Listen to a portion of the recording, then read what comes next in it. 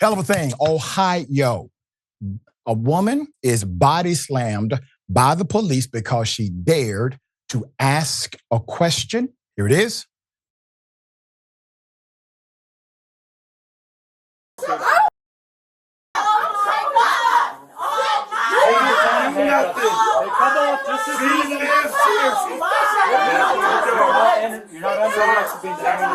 I can be detained in my car. I've been asked to go to my car.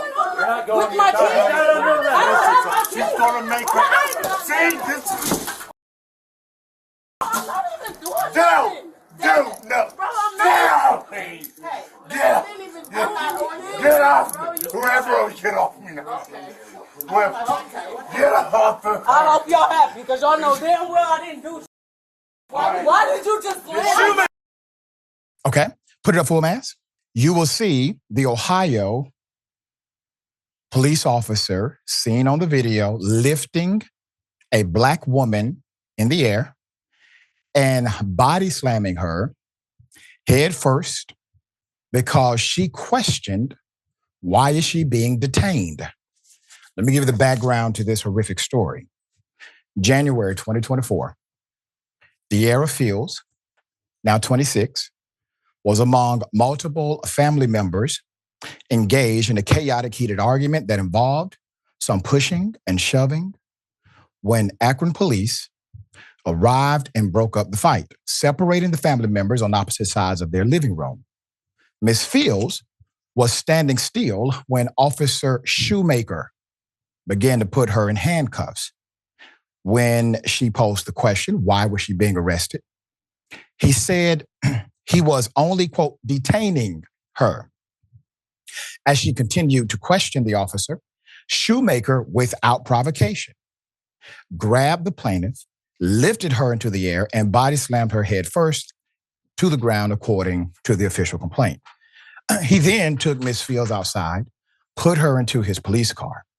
Miss Fields was given a citation for resisting arrest and a summons to appear in court. So put up the local police emblem. Eventually, an investigation was opened after the body cam video of the incident surfaced in reporting by Signal Akron. The police faced public outcry over the violent use of force. And Anthony Fennell, a new independent police auditor hired by the Citizens Police Oversight Board, began to investigate. In his report, released April of 2024, Fennell disagreed with an internal affairs review of the incident that had found Shoemaker's use of force objectively reasonable. And so the Oversight Board said it was not objectively reasonable. All right? Okay, let's go to the video.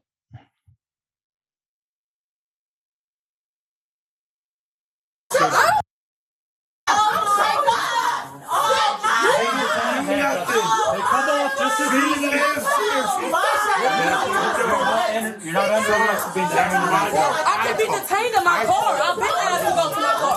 You're not going with my kids. I don't have my kids. She's gonna make her. See, this is. I'm not even doing nothing. No. Bro, I'm not. Get out, please. Hey, Get I didn't even do that. Get off me. Whoever will get off me now. Well, get off me. I hope y'all happy because y'all know damn well I didn't do shit. Why did you just slam me? Very sad indeed. The police sergeant, Jason Belichick, had concluded that, quote, Officer Shoemaker's actions were not only justified, but reserved as well. It would have been very easy for someone in the same situation to lose their patience and react in a way that would reflect poorly on the Akron Police Department. Well, isn't that interesting? He's saying that the police officer was actually reserved given the circumstance. There's more. So Fennell also told the Oversight Board that the officer, Timothy Schmiegel, who was Shoemaker's supervisor and observed his takedown of Miss Fields, should be investigated for failing to intercede in Shoemaker's use of force, for violating the de-escalation policies, and for failing to properly document and report the use of force. So they have a couple of protocols with the police department. One protocol is to intervene when there's an officer, a subordinate officer, not engaging in de-escalation. They also have an adjacent policy. Their policy is very simple. Once use of force happens, and the use of force can be justified, theoretically, but once it happens, it has to be documented by the supervising officer and by the officer who made the arrest. Well, this was not documented. It was allowed to go on the report that it didn't happen, which is another violation. So Fennell further found that Shoemaker actually had no probable cause to charge Ms. Field with any crimes and no reasonable suspicion to detain her, which, by the way, is why she was asking, how come I'm being detained?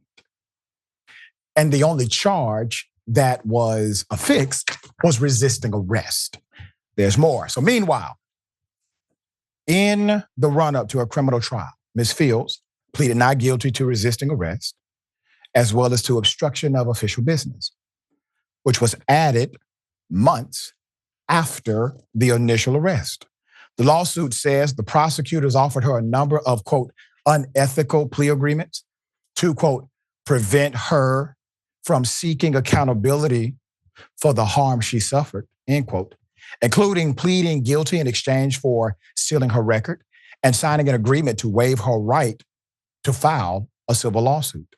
Ms. Fields steadfastly maintained her innocence and was unanimously acquitted of all charges in a jury trial on June 13th, 2024. Now, I want to remind you of how sadistic this whole thing is.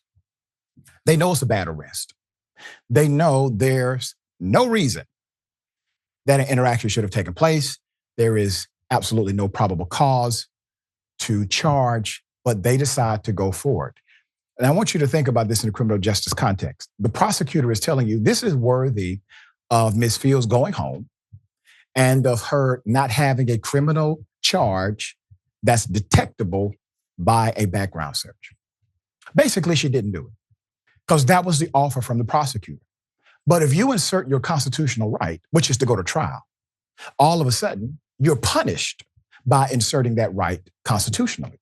And now the prosecutor wants a jury to believe that they need Ms. Fields to serve jail time because they are outraged by the action she took against the officer, even though they just offered her no jail time and no criminal record. Isn't that interesting? There's more. Put it up, full mass.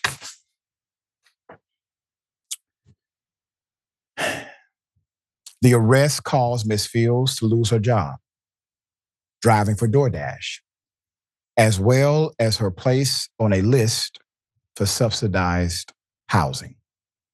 Her attorney, Mr. Colo, told the Atlanta Black Star she suffered lower back and rib injuries as a result of the slam to the floor by Officer Shoemaker, adding that the incident also, quote, took an emotional toll on her.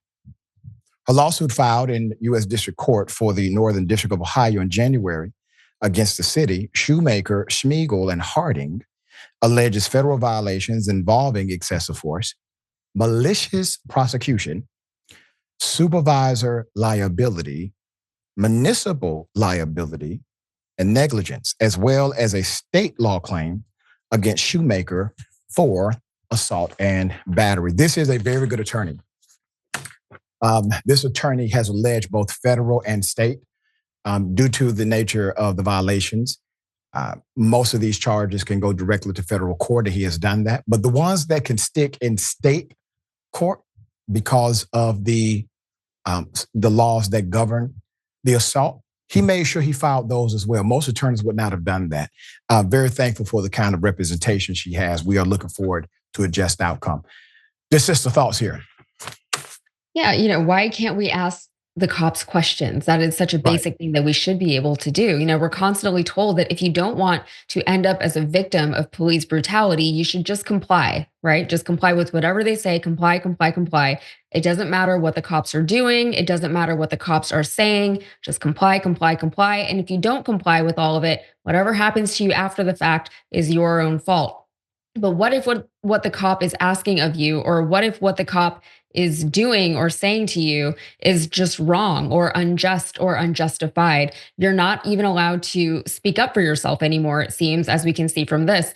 The threat of physical violence is enough to stop most people from engaging in any kind of behavior if they know that that's what's on the other side of it, especially for a woman. If I knew that this cop was even had it in him to body slam me, maybe I would shut my mouth. Maybe not. No promises. But the cops can decide for whatever reason, or for no reason at all, that if they want to detain you, they can do it. And then if you ask questions or just try to defend yourself in any way, they now have just cause to actually arrest you, because how dare you disrespect these cops who are so obviously deserving of that respect? Because now you are resisting to whatever they decided to arrest you for in the first place. If a cop is called to an altercation, they're supposed to control the situation in whatever way is easiest and most sensible, but so often they seem to just escalate the situation to the point of violence, and sometimes to the point of death and destruction. So these situations can escalate so quickly, especially because these cops do have the authority to carry deadly weaponry on them and to use it if they ever feel like their own lives are in danger. And that, as we have seen, is a very, very tenuous situation. It's a lot of he said, she said. If they feel a certain way, who can argue with that? But this is how they're trained to respond, or we can at least assume as much, considering how often we're reporting on stories like this one. We can also assume as much because after these incidents, their terrible conduct in the field and the terrible decisions that they make, like body slamming a woman for asking a question, is defended by their superiors. And on top of everything, they're threatening a woman with a criminal record, which can now affect her ability to get a job, among other things. So they know that they're behaving in a way that is going to look bad in the public, because they're trying to cover it up to a certain extent, at least. And there is no repercussion. So until there are some kind of repercussions for the cops, we're going to continue to see this type of behavior from them. That's right. Accountability is the key. That's why these attorneys are very important in navigating the civil justice system. We will bring updates as they come.